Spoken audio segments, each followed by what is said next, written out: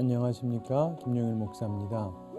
오늘은 너희도 서로 사랑하라, 이런 제목으로 하나님 말씀 함께 나누도록 하겠습니다.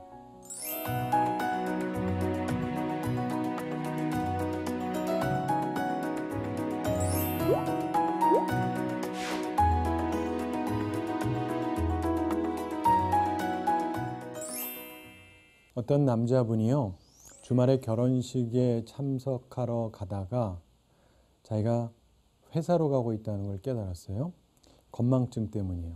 그래가지고 아이고, 오늘 회사 노는 날이지, 요즘 내가 왜 이러지? 그리고는 집으로 돌아갔답니다. 예식장은 안 가고. 건망증 때문이죠. 이 남자분의 아내도 또 건망증이 심한 사람이었는데 다른 부부의 초대를 받고 이 부부가 호텔에 갔습니다. 그래서 식사를 하는데 식사 중에 아내가 이 식사 사주시는 분이 성함이 뭐였죠? 하고 물어보고는 또 조금 있다가 또 물어보는 거예요. 그리고는 식사 끝나고 나서 또 오다가 자기 남편한테 또 묻습니다. 아까 그분 이름이 뭐라 그랬죠? 그래서 남편이 좀 짜증이 나서 그랬습니다. 아니, 당신은 이렇게 주의력이 부족하냐고. 그래서 결혼한 지 20년이 됐는데 남편 이름 기억하는 게 신기하다고. 그랬더니 그 아내가 그러더랍니다. 있잖아요, 내가 당신을 항상 여보라고 부르잖아요. 왜 그러는지 모르겠어요? 그러더랍니다. 남편 이름도 잘 까먹는다, 이 말이죠. 자, 우리 구약에서 말하던 하나님 사랑, 이웃 사랑, 이 옛 계명은 우리들이 잘 알아요. 교회 다니는 사람들이 의외로 새 계명은 잘 모르시는 경우가 있는 것 같아요. 깜빡깜빡 하시는 것 같습니다. 예수님께서 우리를 사랑하신 것 같이 우리도 서로 사랑해야 된다, 이 말씀이죠. 제자로서 이 말씀을 꼭 기억하면서 우리 살게 되기 바랍니다. 오늘은 그 말씀을 나누려고 하는 것인데, 오늘 본문의 첫 구절이 30절, 유다가 그 조각을 받고 곧 나가니 밤이러라, 이렇게 시작이 되면서 31절에서 저가 나간 후에, 이렇게 말씀합니다. 가룟 유다가 예수님을 팔러 나간 후에 이루어진 사건을 설명해요. 예수님께서 그에게 마지막 기회를 주셨죠. 내가 하는 일을 속히 하라. 이 말씀은 그에게 마지막 기회를 주시는 것이었습니다. 그가 하는 것이 뭐냐? 배반하는 일이냐? 아니면 제자로서 충성하는 일이냐? 그거를 결정하라고 하는 거였죠. 그런데 그가 곧 나갑니다. 배반하러 나간 것이죠. 그런데 그때 예수님께서 특이한 말씀을 하십니다. 31절과 32절에 보면은 그가 나간 후에 예수께서 이르시되 지금 인자가 영광을 받았고 하나님도 인자를 말미암아 영광을 받으셨도다. 만약 하나님이 그로 말미암아 영광을 받으셨으면 하나님도 자기로 말미암아 그에게 영광을 주시리니 곧 주시리라. 이런 말씀을 하세요. 여기서 영광이라는 단어가 계속해서 나옵니다. 인자의 영광, 하나님의 영광. 그런데 도대체 무엇이 영광이라는 말씀인가? 이 31절의 영광하고 32절의 영광이 의미가 조금 다릅니다. 뭐냐? 주님께서 가지신 영광, 우리가 바라봐야 될 영광, 이거를 먼저 생각해 볼 필요가 있는데요. 우선 31절 말씀을 보면 지금 인자가 영광을 받았고 하나님도 인자로 말미암아 영광을 받으셨느니라, 이렇게 말씀하는데 도대체 여기서 무엇이 영광이라는 말입니까? 여기서 예수님께서 영광이라고 하는 것은 이제 주님께서 십자가를 지셔야 되는데 그런데 그게 영광이라고 말씀하는 거예요. 이게 놀라운 하나님의 생각입니다. 우리하고 생각이 많이 다르죠? 주님의 영광은 십자가였다는 것입니다. 자, 왜 십자가가 영광이 되는가? 십자가가 영광이 되는 세 가지 이유가 있습니다. 이것이 하나님의 생각이죠.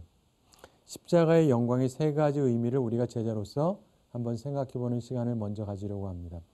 우선 첫째로 십자가는요, 희생을 뜻합니다. 바로 이것이 십자가가 영광이 되는 이유입니다.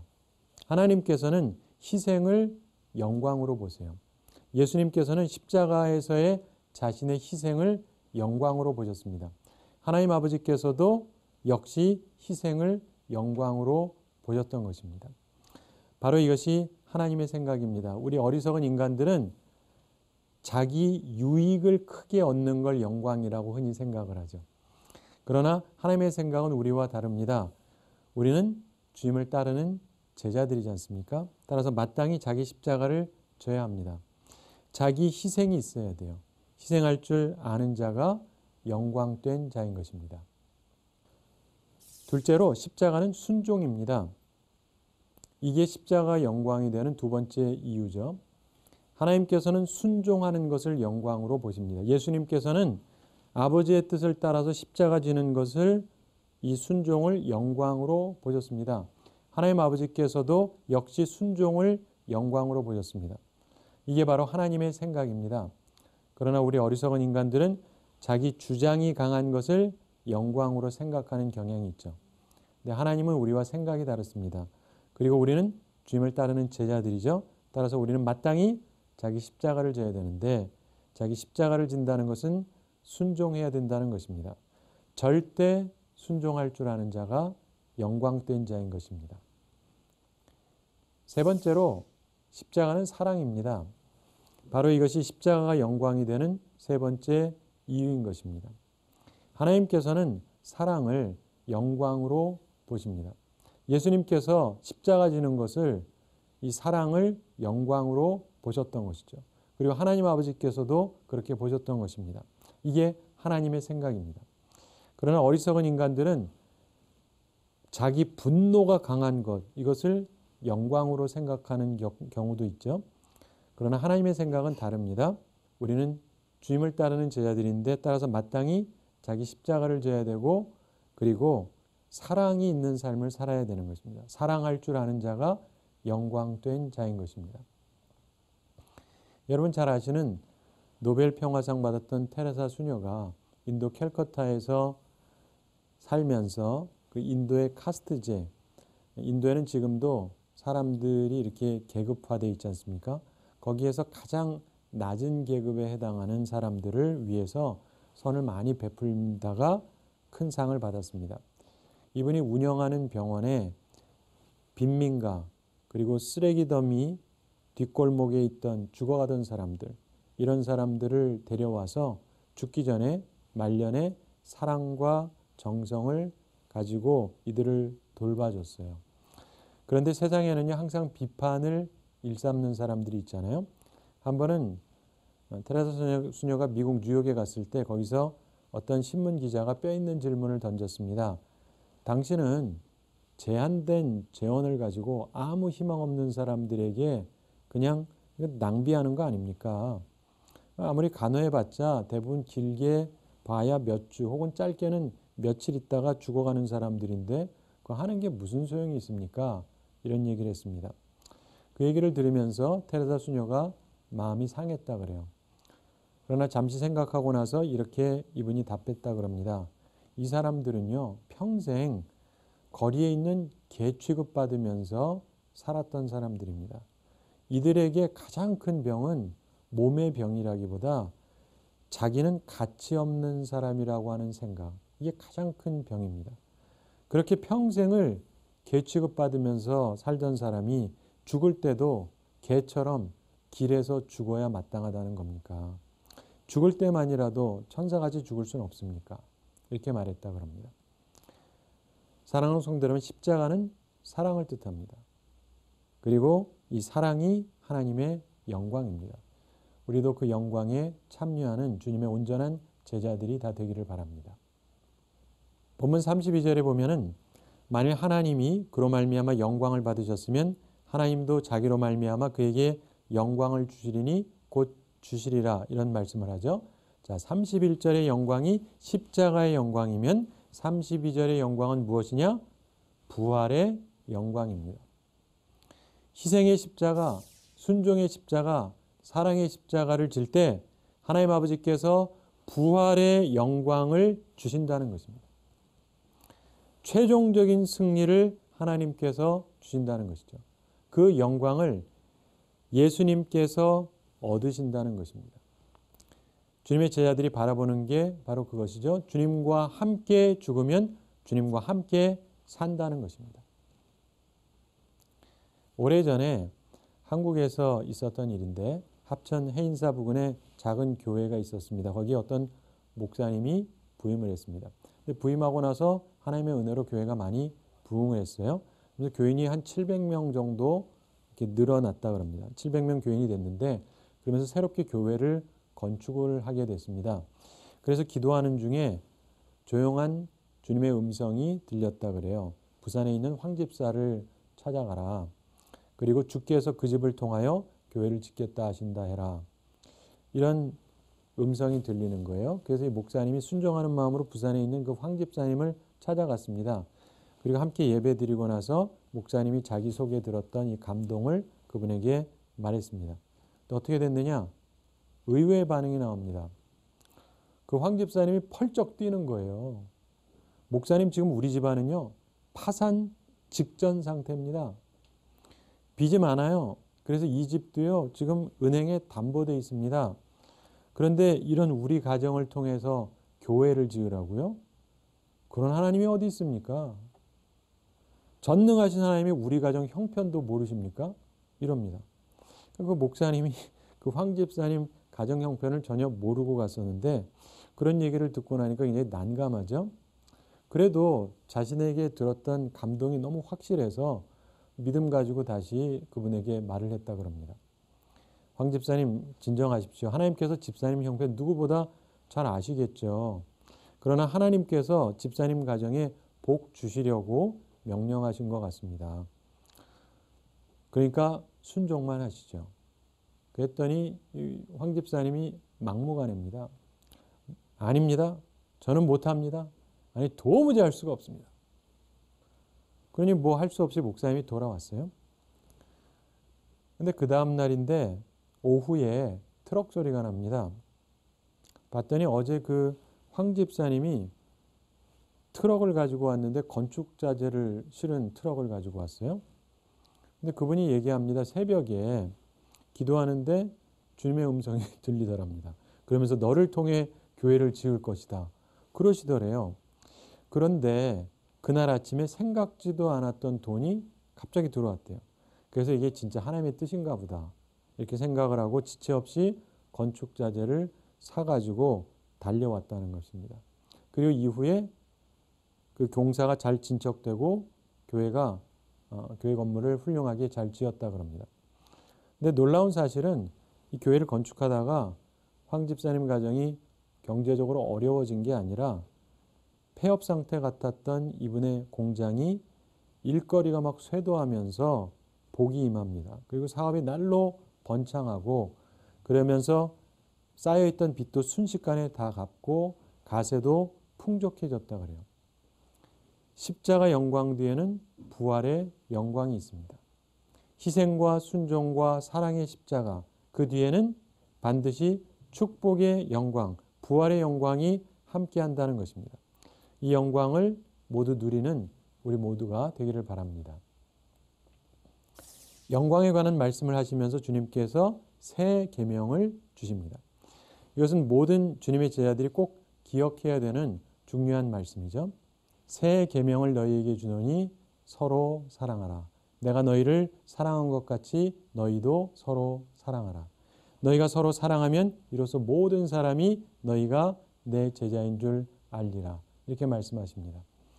이 주님의 새 계명에 대해서 우리가 생각해 보아야 될 점이 세 가지가 있습니다. 첫째로 누구에게 주어진 계명인가 하는 것입니다. 이 새 계명은 모두에게 주어진 것이 아니고 끝까지 동행한 제자들에게 주어진 것입니다. 지난번에 봤던 것처럼 수많은 사람들이 주님께 왔습니다. 그러나 썩을 양식을 구하는 자 그리고 생명의 양식을 구하는 자로 나누어지죠. 그래서 물질만 생각하는 사람들은 결국 주님을 떠나갑니다. 그리고 생명의 양식을 구하는 사람들만 남습니다. 그런데 최종적인 12명 가운데서도 가룟 유다는 나갑니다. 이제 남아있는 진정한 제자 11명에게 이 새 계명이 주어지는 것입니다. 내 하는 일을 속히 하라 이 말씀을 듣고도 결국 돌이키지 않았던 가룟 유다. 이 사람은 제외된 상태에서 주님께서 말씀하시는 것입니다. 따라서 참으로 주님의 제자들, 정말 끝까지 주님과 함께했던 제자들은 이 말씀을 잘 기억해야 됩니다. 새 계명은 모든 사람에게 주어지는 것이 아닙니다. 끝까지 남은 주님의 참되고 충성된 제자들에게 주어진 계명입니다. 두 번째로 계명의 내용이 무엇인가 하는 것입니다. 계명의 내용은 서로 사랑하라. 내가 너희를 사랑한 것 같이 너희도 서로 사랑하라. 이 말씀입니다. 계명의 핵심은 물론 사랑입니다. 그런데 우리가 흔히 아는 내 이웃을 내 몸과 같이 사랑하라. 이 율법하고 어떻습니까? 비슷하죠. 그러나 조금 다른 부분이 있습니다. 우선 사랑의 강도가 달라요. 이웃은 내 몸처럼 사랑하면 됩니다. 그러나 제자들은 예수님께서 우리를 사랑하셨던 것처럼 사랑해야 돼요. 카도스, 같이, 이 말이 중요한데 예수님께서 사랑하신 것 같이 사랑해야 된다. 이 말입니다. 내 몸 사랑하는 거하고요. 예수님이 보이셨던 사랑하고는 분명한 차이가 있습니다. 예수님의 사랑이 훨씬 더 높고 깊이가 있습니다. 왜 그렇습니까? 예수님의 사랑은요, 자기 목숨까지 포기하는 자기 희생의 사랑이기 때문에 그런 것입니다. 이웃은 내 몸처럼 사랑하면 돼요. 그러나 주님의 참된 제자들은 우리가 생명을 아끼지 않는 사랑을 해야 된다. 이게 주님의 계명입니다. 또한 여기서 중요한 또 다른 것은 서로라고 하는 단어죠. 일방적인 것이 아니라 제자들이 서로 사랑해야 돼요. 서로 희생적인 사랑을 해야 된다는 것입니다.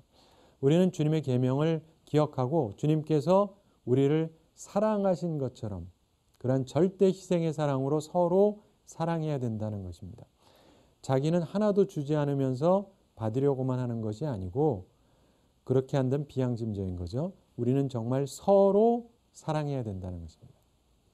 세 번째로 새 계명을 주신 이유가 무엇인가 하는 점을 생각해 볼 필요가 있습니다. 자, 이 새 계명을 주신 이유는 35절에서 설명이 되고 있습니다. 너희가 서로 사랑하면 이로써 모든 사람이 너희가 내 제자인 줄 알리라. 이게 중요해요. 교회는 예수님을 주님으로 고백하는 이런 사람들의 공동체지 않습니까? 예수님의 제자들이에요. 제자들이 서로 뜨겁게 사랑하고 있다면 모든 사람이 우리가 주님의 제자인 것을 알 것입니다. 교인들이 서로 미워하고 싸울 때 교회의 발전은 멈추게 될 수밖에 없습니다. 오래전에 미국에 교회에서 장난꾸러기들로 구성된 4학년 초등학생 반이 있었습니다. 근데 그 반을 맡은 교사들은 조그마다가 다 그만두는 거예요. 애들이 너무 장난꾸러기라서 선생님들이 못하겠다는, 가르치지를 못하겠다. 근데 어느 날 한 선생님이 그 반을 맡게 되었습니다.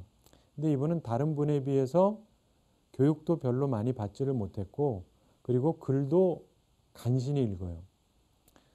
근데 맡겠다는 사람이 아무도 없으니까 이제 이분이 맡게 됐는데 성경 공부를 할 때 학생들 한 사람 한 사람 이렇게 이름 불러가면서 성경 구절을 읽게 하고 그리고는 그 본문에 대해서 설명하고 그랬습니다. 근데 이분이 그리 대단한 분은 아니었지만은 이분은 교사에게 꼭 필요한 한 가지를 가지고 있었습니다. 그게 뭐냐면 바로 사랑입니다. 사랑. 이 선생님은 그 아이들을 사랑했어요. 그러면서 이분이요 1년이 아니라 2년, 3년을 이 아이들을 맡아서 교육을 했습니다. 사랑으로 함께 했습니다. 그러면서 놀라운 것은 그 아이들 중에서 변호사도 나오고 판사도 나오고 목사님은 3명이나 나왔다 그럽니다. 사랑하는 성도 여러분, 우리가요 서로 사랑해야 됩니다. 우리가 서로 사랑하면 모든 사람이 우리가 예수님의 제자인 줄 알게 되는 것입니다. 베드로가 그런데 주님께 묻죠. 주여 어디로 가시나이까? 예수님께서 나의 가는 곳에 내가 지금은 따라올 수 없으나 후에는 따라오리라 이렇게 말씀하십니다. 그러니까 베드로가 얘기합니다. 내가 지금은 어찌하여 따를 수 없나이까? 주를 위하여 내 목숨을 버리겠나이다. 자, 우리는 이 대화 속에서 베드로의 소망과 각오를 보게 됩니다. 그는 정말 주님과 동행하고 싶었습니다. 끝까지 따르기를 소망했었던 것이죠. 그러나 이 장면에서 우리는 베드로가 순간이지만 주님의 뜻보다 자기 개인의 감정이 앞서고 있다는 것을 보게 됩니다. 순종의 정신을 잠깐 잃은 거죠. 좋은 뜻이긴 하지만 그는 죽을 용의도 있다고 말합니다. 완전한 자기 포기, 희생을 치를 각오가 되어 있다고 생각을 하는 것이죠. 그러나 우리의 능력은요, 주님이 더 잘 아십니다. 예수님께서 그래서 그에게 답하셨습니다. 내가 나를 위하여 내 목숨을 버리겠느냐? 내가 진실로 진실로 내게 이르노니 닭 울기 전에 내가 3번 나를 부인하리라. 모든 것을 아시는 주님께서 베드로의 약함을 알고 계셨던 것입니다. 베드로와 나머지 제자들이 이제 닥쳐올 시련을 이겨낼 힘이 없다는 것을 아셨고 경고를 하시는 것이었습니다. 저는 이 말씀을 보면서 이런 생각을 합니다. 우리의 구원, 이것은 우리의 각오, 우리의 행함 이런 것으로 얻게 되는 것이 아니라는 것입니다. 오직 주님의 은혜로 얻게 되는 것입니다. 사랑하는 성도 여러분, 내가 아무리 결심이 강하고 용감해도 그보다 더 크고 감당이 안 되는 시험이 나한테 닥치면 어쩔 수가 없습니다. 베드로와 나머지 제자를 가볍게 보지 마십시오. 여러분, 예를 들어서 어떤 사람이 1톤을 들 수 있는 사람이 있다고 한번 생각을 해보세요. 그런데 그가 1톤을 들 수 있다 해도 그에게 2톤의 짐이 주어지면 그냥 깔려서 죽고 말 것입니다. 세계 최고의 강자라 할지라도 그의 능력을 초과하는 것은 감당이 안 되는 것이죠. 결국 감당 안 되는 어려운 시련 앞에서 제자들이 전부 다 무너집니다. 그러나 그들이 다시 일어나죠. 어떻게 일어납니까? 주님의 은혜 때문에 가능했던 것입니다. 그들은 부족했어요. 그러나 주님의 은혜로 다시 일어납니다. 우리는 항상 이것을 기억해야 돼요. 내 각오가 필요하지만 내 각오로 다 되는 게 아닙니다. 주님의 은혜 때문에 우리가 다시 일어날 수 있는 것입니다. 오직 주님의 은혜. 이걸 항상 생각을 해야 됩니다. 그걸 생각하면요, 우리가 교만할 이유가 없습니다. 제자훈련 받아도 겸손함이 없잖아요. 그 사람은 제자훈련 잘못 받은 겁니다. 제자는요, 겸손해야 됩니다. 사랑하는 성도 여러분, 오늘 우리가 이 자리에 있을 수 있는 것, 이거 내가 잘나서 그런 게 아닙니다. 오직 주님의 은혜 때문에 그런 것입니다. 이걸 믿는다면 겸손해야 되는 것입니다. 말씀 마치기에 앞서서 우리가 생각해야 될 게 하나 있습니다. 베드로와 가룟 유다의 차이점인데 이 둘 다 완전한 충성을 보이지는 못했죠. 근데 이들에게 차이점이 있었습니다. 뭘까요? 자, 가룟 유다의 배반은요, 완전히 계획된 거였습니다. 계획적인 범죄, 우발적인 게 아니었습니다. 베드로하고 완전히 달라요. 깊이 생각하고 면밀하게 계획한 배반이었습니다. 최소한의 의리도 없는 그런 냉혈적인 방법이었습니다. 그래서 예수님의 마지막 권면의 말씀을 듣고도 끝내 돌이키지 않았습니다. 그러나 베드로는 달랐습니다. 그의 부인은 무계획적인 것이었죠. 우발적인 거였습니다. 순간적인 두려움 때문에 의지가 약해서 그냥 무너졌을 뿐인 것입니다. 가룟 유다의 죄는 계획적인 죄, 고범죄고 베드로의 죄는 순간적인 나약함으로 인한 죄였다는 것입니다. 물론 베드로의 죄도 생애 5점이 되는 것은 사실입니다. 그러나 얼음 같은 마음으로 계획적으로 배반한 죄하고 연약함 때문에 충동적으로 범한 죄는 분명하게 차이가 있습니다. 우리 주님의 제자들도요, 실수할 수가 있습니다. 우발적으로 충동적으로 죄를 범할 수가 있어요. 그것도 가능하면 안 하면 좋지만 그럴 수 있습니다. 우리 주님께서는 그 베드로의 연약함을 미리 알고 계셨습니다. 또한 우리의 연약함도 주님께서 잘 아십니다. 동시에 주님께서는 베드로의 그 마음에 담겨진 주님을 향한 사랑도 알고 계셨습니다. 그의 진심은 주님을 향한 사랑과 충성이라는 걸 알고 계셨어요. 역시 주님께서는 우리의 마음도 알고 계십니다. 주님을 향한 진실된 마음을 품고 있다면 주님은 그걸 분명히 알아주십니다. 그리고 베드로가 나중에 다시 일어나서 교회를 세우는 가장 강력한 사람이 될 거라는 것을 주님께서 알고 계셨습니다. 마찬가지로 주님께서는 우리가 어떤 사람이 될 것인지를 누구보다 잘 알고 계십니다. 그리고 우리를 향해서 소망을 가지고 계십니다. 내가 후에는 나를 따라오리라. 주님의 소망이 담긴 말씀입니다. 바라기는 우리 모두 주님의 인정, 주님의 은혜를 입는 모두가 되기 바랍니다. 우리가 이 말씀을 기억하면서 우리 삶 가운데 여러 가지 일들이 있겠지만 실수를 한다 할지라도 주님께서 우리를 다시 붙잡아 주시는 그 은혜를 기억하면서 주님을 끝까지 따라가는 주님의 온전한 제자들이 되기를 바랍니다. 우리 한 주를 지내면서도 옛 계명과 새 계명을 생각하면서 특별히 새 계명 기억하고 너희도 서로 사랑하라 이 말씀을 따라서 온전하게 살아가는 우리 모두가 되기를 바랍니다. 감사합니다.